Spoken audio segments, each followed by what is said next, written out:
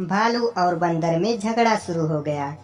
यह देखकर सीता ने मौका उठाया और उनका बचा हुआ भोजन ले भागी। लेकिन जल्द ही भालू और बंदर को समझ आ गया।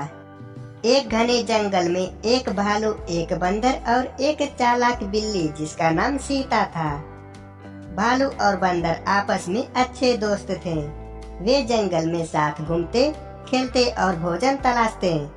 सीता बिल्ली जंगल में सबसे चालाक मानी जाती थी। वह हमेशा दूसरों को धोखा देकर अपना काम निकालती थी।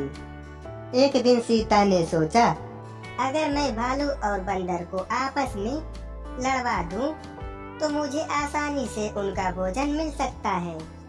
उसने एक चाल चली। वह भालू के पास गई और बोली, भालू भाई, क्या तुम्हें पता है कि बंदर तुम्हारी पीठ पीछे तुम्हारा मजाक उड़ाता है और कहता है कि तुम आलसी हो। भालू को गुस्सा आ गया।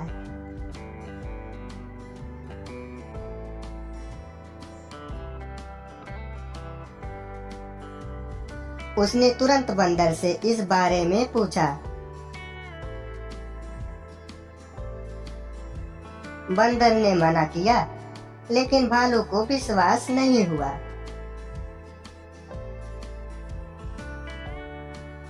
सीता ने अपनी चाल को और गहरा किया।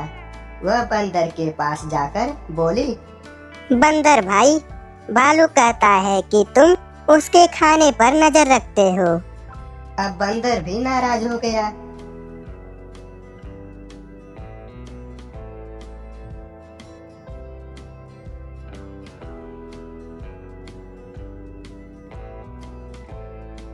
भालू और बंदर में झगड़ा शुरू हो गया। यह देखकर सीता ने मौका उठाया और उनका बचा हुआ भोजन ले भागी। लेकिन जल्द ही भालू और बंदर को समझ आ गया कि वे सीता की चाल में फंस गए हैं। दोनों ने मिलकर सीता को सबक सिखाने की योजना बनाई। अगले दिन भालू और बंदर ने अपने भोजन के पास कांटों का जाल बिछा दिया। जब सीता चोरी करने आई तो कांटे में फंस गई।